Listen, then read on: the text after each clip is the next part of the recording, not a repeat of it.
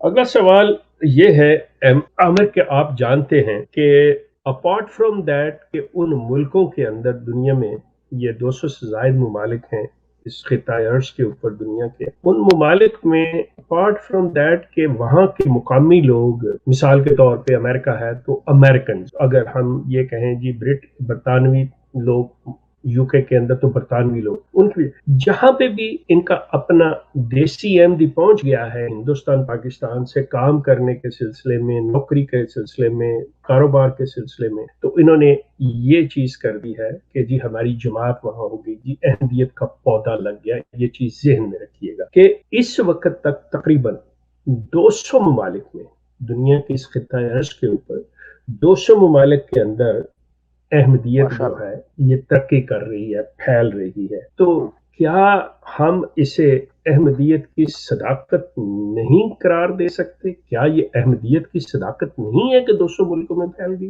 बेशक शौक से इसको दें, आप फिर क्या हम कुछ कहेंगे? सवालात रख लेते हैं, हम कुछ सवालात रख लेंगे इस पर, फिर भी शौक से दें शेख साहब, मैं अभी सवाल कर लेता हूँ, ओह, ठीक है ना जी। हमने भी तो जी। फिर देखें, there there are no free lunches Sheikh Sahab, उस पर तो जारी बात है, हम्म, फिर आपको मामला देखने पड़ेंगे। खैर बहरहाल ये बिल्कुल कहा जाता है, आम अहमदी जो है ना उसकी जुबान पर ये बात तकरार और तसलसल के साथ जो है वो जारी रहती है कि जब जमात अहमदिया का तकाबली बात करने की कोशिश की जाती है ना, तो वो ये बात कहते हैं कि जनाब ये तो 200 मुल्कों में फैली है, इतनी पब्लिकेशंस और ये वो शेख साहब, ये सारी बातें हमने इस पर बात भी हम्म, की थी पिछले दिनों हम्म, कि ये कहते हैं जी हमने इतने कुरान की ट्रांसलेशन की है वो। बहरहाल अभी जो आपने सवाल किया उस पर फोकस करता हूँ कि इतने मुल्कों पर ये फैली हुई है ये बात। चलो इसको ही जेर बहस ले आते हैं कि ये जो मुल्कों पर फैली है, हम्म, ये आ गया है जी उनके मुताबिक 194 कंट्रीज में।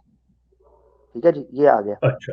अच्छा, ठीक हम्म, हो गया जी, 194 कंट्रीज में या 200 country, almost 200 countries, no problem, hmm, give them 6 more. ठीक है जी। अच्छा, हम्म, तो शेख साहब मैं इस पर बात करना चाहता हूँ, जवाब अव्वल देखें शेख साहब, जी। तो मेरा जवाब अव्वल ये है इस हवाले से कि अगर दूर दराज इलाकों में फैल जाना और अपनी तालीमात लेकर चलना और अपने लोगों का वहां पहुंच जाना, ये किसी जमात की सदाकत और तरक्की की निशानी है और उसके हम्म, हक होने की निशानी है, तो शेख साहब मैं फिर चंद जमातों का तबसरा आपके सामने पेश करता हूँ अल जवाबुल अव्वल में। उनकी सदाकत के ऊपर भी फिर मुझे कोई सर्टिफिकेट चाहिए इनकी तरफ से, ठीक होगा शेख साहब? मैं भी हम्म, चाहूंगा माजरत के साथ, हम्म। देखिए मैं बड़ा मासूम बंदा हूं, मुझे फिर ये सर्टिफिकेट लेकिन आपने प्लीज, लेके देना। लेकिन प्लीज उसमें ये आलू, प्याज और काकरोच का हवाला ना दीजिएगा कि ये भी दुनिया के हर मुल्क में पाए जाते हैं। इसको थोड़ा सिर्फ नहीं जमातों नहीं पे नहीं ही नहीं करें। नहीं नहीं, मैं जमातों का शेख हाँ, साहब, जमातों का। थैंक यू, थैंक नहीं ठीक है, नहीं, थैंक यू। अफराद का नहीं, मैं चाइनीज और अफ्रीकन का हवाला नहीं दूंगा, आई एम नॉट जी रिलीजियस जी शेख साहब। जी, थैंक यू। ठीक है, लेकिन जी पहली जमात आपकी स्क्रीन, ये जवाबल अव्वल है, अभी मैं इस पर तबसरा खुलकर करूंगा कि ये वाकया कहीं किसी जगह पर पहुंचे या नहीं पहुंचे, तो तवज्जो प्रोग्राम में रहे, ये सुने जरा। ये शेख साहब आपकी स्क्रीन के ऊपर एक जमात है मिनहाजुल कुरान के नाम से मिनहाजुल इंटरनेट, कुरान। हाँ जी, बिल्कुल इनकी सही। वेबसाइट पर चले जाएं, ये 196 कंट्रीज के अंदर फैली हुई है, मजहबी जमात है, हम्म, और ये 1980s में इसकी बुनियाद रखी है। हाँ जी, 1888 में नहीं हम्म, जी, कि 1888 में रखी हो, 150 साल गुजरा हो, फिर कहीं जाकर बात बनी हो, उसका भी मैं उधर रखूंगा। हम्म, 1980 में जमात रखी है मिनाजुल कुरान, शेखुल इस्लाम डॉक्टर प्रोफेसर अल्लामा ताहरुल कादरी साहब हाफिज़ाहुल्लाह ताला ने, ठीक है जी, जी। मिनाजुल कुरान। ये जब इन्होंने दिसंबर के अंदर जलसा उधर किया था, 2014 के अंदर धरना, तो दुनिया आई थी। हम्म, इनकी वेबसाइट पर हम्म, चले जाएं, इनकी पब्लिक, इस अकेले बंदे की 600 से ऊपर किताबें हैं, इसके खुतबात हम्म, देख लें आप, फिर ये यूएन के अंदर इसने तकरीर की है, वॉशिंगटन हम्म, पोस्ट के इंटरव्यू, बीबीसी के साथ इंटरव्यूज हैं, इसी तरीके से शेख साहब इसका वो ऑक्सफोर्ड के अंदर इसकी किताबें छपी हैं, इसका जो ग्रैंड फतवा दिया है अगेंस्ट टेररिज्म, ठीक है, हम्म, नेशनल टीवी के ऊपर इसके आए हैं। ये खलीफा मसरूर से ज्यादा अपीयरेंस है इसकी, हम्म, ज्यादा नॉलेज वाला बंदा है। औरतों ने अपने जेवर, अपने बच्चों के जो जेवर और जहेज बच्चियों के थे वो उतार कर इसकी झोली में रखे थे। मैं 80s की बात बता रहा हूँ, आपको याद है वो वीडियोस बड़ी वायरल हुई मिनाजुल कुरान डालने के लिए। इस वक्त ये हम्म, 194, ये कहते हैं जी 194 ही लगा लें, मुल्कों के अंदर ये काम कर रही है, और मिर्जा साहब को नहीं मानती, और 80 से बनी हुई है। इसका क्या करना है? क्या ये हम्म, जमात ठीक है फिर? क्योंकि ये भी इन मुल्कों में फैली हुई है, और इसके तो बेटे भी आगे शेख साहब बड़े बड़े आलम दीन निकल रहे हैं, और बेटियां भी काम कर रही हैं, तारुल कादरी साहब। हम्म, और औरतों हम्म, का विंग अलहदा है, सियासी विंग अलहदा है, वोट सिस्टम है। फिर इसके बाद क्या उसे कहते हैं, इनके स्कूल्स हैं शेख साहब, मैं खुद इनकी मस्जिदों में नमाज पढ़ता रहा हूँ, मिनाजुल कुरान की मसाजिद गुजरावाला में, लाहौर में, इस्लामाबाद, हर जगह पर इनके पिंड के इलाकों के अंदर दूर आपको नजर आएगा इनका झंडा, मिनाजुल कुरान का एक कमरे का ऑफिस इन्होंने बनाया, यानी ये पहुंचे हैं हर जगह। इनका क्या करना है? हम्म, दूसरी जमात शेख साहब दावत इस्लामी, हम्म, लियास अत्तार कादरी अत्तारी साहब, कितने कंट्रीज हैं शेख साहब? दावत Ahlus Sunnah Dawat Islami is striving day in day out to propagate Islam in more than 194 countries of the globe with only one aim in mind, that I must strive to reform myself and the people of the entire world. कि मुझे अपने और दुनिया की इस्लाह की कोशिश करनी है। सल्लु अलल हबीब सल्लल्लाहु तआला अलैहि वसल्लम। ये इनका दुरूद होता है। मदनी टीवी चल रहा है चैनल, ज्यादा व्यूअरशिप है उनकी, और इनके लोग पूरी दुनिया के अंदर तबलीग करने के लिए जा रहे हैं। पूरी दुनिया के अंदर मरकज इनके बने हुए हैं। ठीक है जी। तबलीगी जमात का मैंने नाम इसलिए नहीं लिया, ये भी 1981 के अंदर बने हैं। तबलीगी जमात का मैंने जिक्र इसलिए नहीं किया क्योंकि वो मिर्जा गुलाम कादियानी से पहले की बनी हुई, उस जमाने की बनी हुई है, यानी उससे पहले वो चल पड़े, इसीलिए मैंने उसका जिक्र नहीं किया। क्यों? क्योंकि ये वो दो जमातें हैं जो मिर्जा गुलाम कादियानी से कई साल बाद बनी है। 1980s के अंदर दोनों जमातों की बुनियाद रखी। ये आपकी स्क्रीन। इनकी सदाकत के बारे में क्या ख्याल? अच्छा जी, अब कुछ लोग शेख साहब कह सकते हैं कि जी ये चूंकि मुसलमानों के सवाद आजम से इनका ताल्लुक है, बरेलवी मसलक से हैं, हनफी हैं, और चूंकि इन पर कोई फतवा भी कुफर का नहीं लगा हुआ और इनको जो है ना सपोर्ट भी हासिल नहीं है, तो इसलिए ये जनाब फैल फूल गए हैं। ले जी दो जमातें और ले लें। ये कौन सी है जी? Aga Khan foundation, where we work, North America में काम करते हैं। इनकी वेबसाइट पर चले जाएं, AKFD इनकी ऑफिशियल वेबसाइट है, उस पर जाएं, वेयर वी वर्क खोलें। ये जो एरो बनाया हुआ है इसमें नीचे वो ममालिक हैं जिनमें ये काम करते हैं। नॉर्थ अमेरिका में, यूरोप के ममालिक में, ईस्टर्न अफ्रीका में, वेस्ट अफ्रीका में, मिडल ईस्ट के अंदर, मिडल ईस्ट में UAE के अंदर काम करते हैं। मैंने अपने प्रोग्राम थॉग्स ऑफ खत्म नबूवत की एपिसोड 1 के अंदर, जो पहली एपिसोड थी, मैंने तस्वीरें दिखाई हैं। अकबर खोजा साहब के साथ मेरा वो प्रोग्राम है, उसमें मिडल ईस्ट की मैंने तस्वीरें दिखाई हैं कि शेख जैदान के साथ ये बैठे हुए हैं और दीगर प्रिंसेस के साथ बैठे हुए हैं, crown princess. Middle East, Central Asia, South Asia, Far East के अंदर ये क्या कर रहे हैं? ये कैसे लेकर चल रहे हैं जी? इनके बारे में क्या ख्याल है? ले जी, फिर कह सकते हैं जी वो कौन सा नबूवत का दावा किया है और कौन सा ये इनको कोई ना कोई सपोर्ट तो मिल रही है, वेलफेयर। ये जी आ जाए। अच्छा ये देखें शेख साहब, बहाई ऑर्ग इनकी ऑफिशियल वेबसाइट है, जाकर देखें। इनके जाएं आपके, ये किधर काम करते हैं? कोई जगह नहीं है दुनिया की शेख साहब जिधर ये काम ना करते हो, कोई जगह। पाकिस्तान में भी काम करते हैं। अभी रिसेंटली भाई ये अकलियत की जो कमेटी आई है उसके अंदर इन्होंने काम किया। इमरान खान ने इनकी लीडर्स को बुलाया हुआ था, वहां इन्होंने तकरीब की है। पूरी दुनिया के अंदर इनका चैनल देखें आप, बाब के नाम से इनका चैनल, यूट्यूब के ऊपर भाई चैनल आप देखिए, काम कर रहे हैं पूरी दुनिया के अंदर। 100,000 localities in virtually every country and territory around the world. Below you can find links to the website of many भाई communities. आप ये ऑफिशियल वेबसाइट पर जाएं, ग्लोबल कम्युनिटी में जाएं, इनकी आपको नीचे इन्फॉर्मेशन मिलेगी कि कहां जाकर ये किन किन मुल्कों के अंदर फैले हुए हैं। तो शेख साहब इन जमातों के बारे में क्या? अच्छा ये है हकीकत कि इन जमातों के बारे में क्या करना है, ये मेरा सवाल है। अब बातें हैं कि चलें जी, अगर आपने कहना ही है नहीं जी नहीं, हमें अलहदा आप देखें ना हमारी नजर से, तो उस पर मैं फिर सवाल करता हूँ। अल जवाबस्तानी, दो तरीके से मैं सवाल करूंगा और मैं मुख्तसर लेके चलूंगा शेख साहब। अल जवाबस्तानी ये है कि दुनिया में जो जमात अहमदिया के अफराद फैले हैं, पूरी दुनिया के अंदर काम कर रहे हैं, और उनका जो जमात का निजाम है उसकी हकीकत क्या है, आज इस पर बात करते हैं थोड़ी सी। गो के इस पर शेख साहब ने बड़ी तफसील के साथ बात कर दी हुई है। ये जो अजाइलम्स और रिफ्यूजीज, ये जो अजाइलम बेस पर और रिफ्यूजीज बेस पर जो लोग जाते हैं, इनके साथ क्या होता है? इनकी फर्स्ट डेस्टिनेशन होती है वो ममालिक जिनमें ये एक कार्ड लेते हैं जो UNHCR का कार्ड होता है।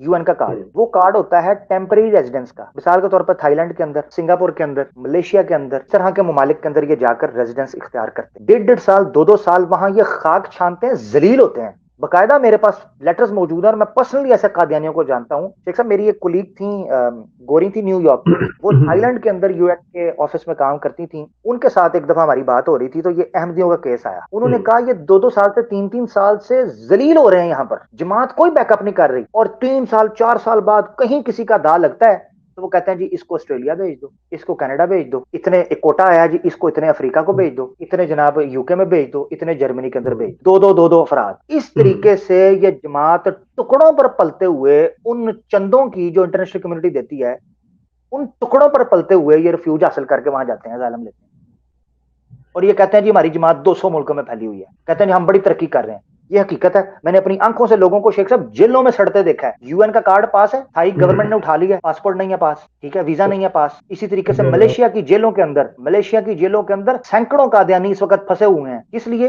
ये UN के कार्ड हमारे पास हैं और अंदर बेचारे दुआएं मांग रहे हैं, खलीफा साहब आ जाओ जी, हमें बचा लो, हमें बचा। हम जी पूरी दुनिया के अंदर फैल चुके हैं, 200 मुल्कों के अंदर। किस तरह फैले हैं?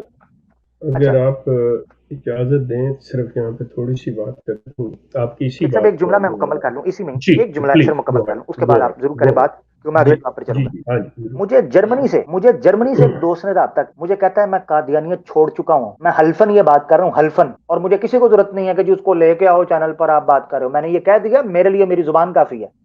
हम्म, मैं कोई थर्ड क्लास किस्म का बंदा नहीं हूं कि मुझे अपनी सदाकतें पेश करनी पड़े। हल्फन ये बात कह रहा हूं। जर्मनी का एक बंदा, उसने मुझसे राब्ता किया फोन के ऊपर, मुझे कहता है आमिर भाई कादियानियत छोड़ चुका हूं, वल्लाह कादियानियत छोड़, सिर्फ इस चीज का इंतजार कर रहा हूं कि जब मुझे इन्होंने नेशनल किया ना, मैंने इनके लात मार के इनसे अपने आप को अलग कर दिया। सिर्फ इस चीज का हम्म। इंतजार कर रहा हूं, मेरा मेरा कार्ड फंसा हुआ है, मेरा केस सबमिट हो चुका हुआ है, ना उसकी बीवी मानती है, ना उसका बच्चा मानता है, ना वो मानता, सिर्फ उस नेशनैलिटी के लिए, सर्वाइवल के लिए, अपने फ्यूचर के लिए वो लोग रुके हुए हैं। ये है आपकी जमात 200 मुल्कों के अंदर, ये हकीकत है। मैंने अपनी आंखों से देखे हुए कादियानियों को रोते हुए देखा है, यूएनएचसीआर के चक्कर मारते, जमीन पर थड़ों पर बैठते देखा है बुजुर्गों को, सफेद बालों वालों को। कोई अपनी बेटी को छोड़कर आया हुआ है पाकिस्तान के अंदर, कोई अपनी बीवी को पाकिस्तान के अंदर छोड़कर आया हुआ है, रबवे के रहने वाले, यरकान हुए हुए हैं, हेपेटाइटिस हुए हुए हैं, वहां बैठे हुए हैं। क्या जी, हम इंतजार कर रहे हैं कि कब हमें दुनिया के कोनों कोनों में तबलीग पहुंचाने का मौका मिलेगा। जी शेख साहब, आप बात कर लें, उसके बाद मैं थैंक यू आमिर, सांस ले लिया, आप पानी पी लीजिए। सिलसिला ये है, मैं आपसे अर्ज करूं कि ये जितने भी आपने मुल्कों के नाम गिनवाए हैं,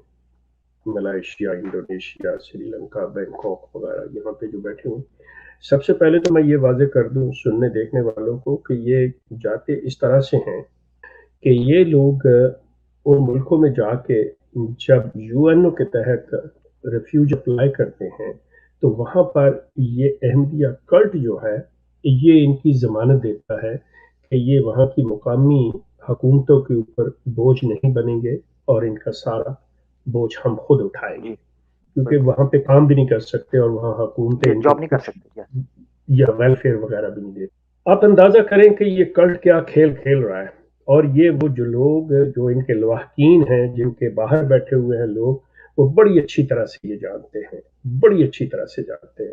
मैं मलेशिया की सिर्फ एक बात करूंगा कि जहां पर मैंने इनकी खवातीन को जेल से निकलवाया हुआ है, मैंने इनकी हम्म खवातीन को पैसे भेजे हुए हैं, मैंने इनकी खवातीन की मदद की हुई है, मेरे पास लेटर्स पड़े हुए हैं, मेरे पास उनकी ऑडियोज पड़ी हुई हैं, लेकिन मैं उन्हें किसी तौर पे भी पब्लिक नहीं कर सकता। मानते तो माने, नहीं मानता ना माने, I give a damn to these things. लेकिन उन लोगों को पता है, चूंकि मैं कमिटेड हूं कि नहीं, मैं उनके ज़ाहिर करता हूं। होता क्या है, बजाय इसके कि जो आपने वहां की मुकामी हुकूमतों को ये आपने श्योरिटी जो दी, एश्योरेंस जो दी कि हम करेंगे, आप इनकी देखभाल करते, ये करता क्या है, कल्ट उनके अजीजों अकारब को कहता है कि now you have to help and you have to feed, और उन लोगों को कहते हैं कि आप लोग अंडर द टेबल जाके मतलब वो काम करो, जहां पे वो पकड़े भी गए लोग और मैंने जमानतें करवाई हुई। अब है क्या कि अगर उनके अजीजों अकारब उन्हें पैसे भेजते हैं तो उसको आमदन तस्वर करके उसमें से ये चंदा लेते हैं, और अगर वो काम करते हैं नाजायज तो उस पे भी ये आमदन के जी आप चंदा दोगे। और जो नहीं देते उन खवातीन के साथ जो कुछ मलेशिया का खसूसी तौर, मतलब हम्म, आप सोच नहीं सकते, मेरे पास ये सारे डॉक्यूमेंटेड चीजें। जी ये है इस कल्ट का असल चेहरा। ये कल्ट जो कहता है ना, जमानतें दी हुई हैं इन्होंने यूएनओ को कि हम इसकी टेक केयर करेंगे, ये खुद नहीं करता। फिर ये अपने वहां पे जर्मनी के अंदर तो बकायदा इन्होंने चंदे इकट्ठे किए हैं फिर वो लोगों से कि वहां पे उनकी मदद करनी है। मेरे पास वो भी डॉक्यूमेंटेड चीजें। जी हाँ। जी, बहुत शुक्रिया शेख साहब, बिल्कुल आपने ठीक है। और मैं ये चीज कह रहा हूँ, मैंने कई ऐसे कादियानियों को देखा है जो यूएन कार्ड लेने के बाद, शेख साहब, ये जमात भी उनको मदद नहीं करती, वेलफेयर भी नहीं देते, और करते ही वो नहीं है, बेचारे ये तो करती नहीं है। करते ही हैं। मैंने देखा है कि कारपेट कंधों पर उठाकर, मोबाइल और ये छल्ले, ये लाइट्स, टॉर्च और इस तरीके से बच्चों के खिलौने वो कंधों पर या, उठाकर, मैंने उन मलेशिया में, थाईलैंड में, इन मुल्कों या, के अंदर इनको खज्जल बेचारों को होते देखा है कि हम इंतजार कर रहे हैं 2 साल से, 3 साल से, बीवी बच्चे हमारे इंतजार कर रहे हैं। ठीक है जी। तो बहरहाल मैं इस पर डिटेल में क्या बात करूं, कैसे पहुंचे। जी, अल जवाब सालिस, फॉर एग्जाम्पल मान लेते हैं कि ये पहुंच गए हैं और 200 मुल्कों के अंदर काम कर रहे हैं। ये तालीम क्या दे रहे हैं? क्या ये हकीकी तालीम अहमदियत की दे रहे हैं? मादरत के साथ नहीं, क्योंकि मैंने कितने ही अहमदियों से बात की है, वो कहते हैं हमें बताते ही नहीं है। ये जो न्यू कादियानी जो होते हैं, इनके वैसे तो होता कोई नहीं, छोड़ ही रहे हैं, बल्कि जो छोड़ रहे हैं उनसे पूछो, जो पैदाइशी हैं, वो कहते हैं हमें तो आज तक नहीं पता था मिर्जा साहब ने नबूवत का दावा किया हुआ है, हम तो यही समझते रहे कि ये इमाम मेहदी। तो ये जो 200 मुल्कों के अंदर फैले हुए हैं, मुख्तसर ये बता रहा हूं कि आप तालीम दे के अपनी हकीकी तालीम की बुनियाद पर खड़े हुए हो। इन 200 मुल्कों में? ये है मैं बताना चाह रहा कि मेरा जो तीसरा जवाब है वो ये है कि इन 200 मुल्कों में फैलकर जो आप तालीम दे रहे हो, वो तालीम क्या अहमदियत की हकीकी तालीम है? आपकी किताबों की तालीम है? नहीं, आप इस्लाम का लिबादा ओढ़ कर लोगों को अपने अंदर लेकर आए। तो फिर वो आपकी तालीम तो ना हुई, वो तो आपसे पहले भी मौजूद थी, आपके मिर्जा साहब से पहले। खैर भारत शेख साहब, चौथा जवाब मेरा ये है कि हमेशा जो सदाकत और फजीलत होती है वो माबिहिल इम्तियाज होनी चाहिए। एक मंतकी सा सवाल मैं करने लगा, जो अहमदियत के अंदर थोड़े समझदार हैं उनको ये बात समझ आएगी। माबिहिल इम्तियाज क्या होता है? Differentiating fact. मैंने 3-4 जमातों का नाम लिया है और दीगर सवालात किए हैं, इसी तनाजुर में किए हैं कि याद रखें, जब आपने किसी जमात की सदाकत की कोई दलील पेश करनी है तो वो दलील उसको दूसरों से इम्तियाज और डिफरेंशिएट करने वाली होनी चाहिए। अगर उनमें कदर मुश्तरक हो तो वो दलील साकत हो जाती है, उस दलील पर आप इस्तेदलाल नहीं कर सकते। मिसाल के तौर पर अगर आप ये कहें कि 200 मुल्कों के अंदर जमात फैल गई है, ये उसकी सदाकत की दलील है, तो अगर मैं आपको एक भी जमात 200 मुल्कों के अंदर फैली हुई काम करता दिखा दूं, आपकी ये सदाकत की दलील खुद साबित हो जाएगी। क्यों? क्योंकि कदर मुश्तरक मिल गई, उस फजीलत में आपका सानी मिल गया, इसीलिए आप ये इस्तेदलाल के तौर पर दलील पेश नहीं कर सकते। ये थोड़ा सा एक मंतकी सा सवाल था, जिन लोगों को ये थोड़ा शौक है वो इस तरह भी समझ लें। शेख साहब जी, अगले सवाल की तरफ आप जा सकते हैं। Thank you.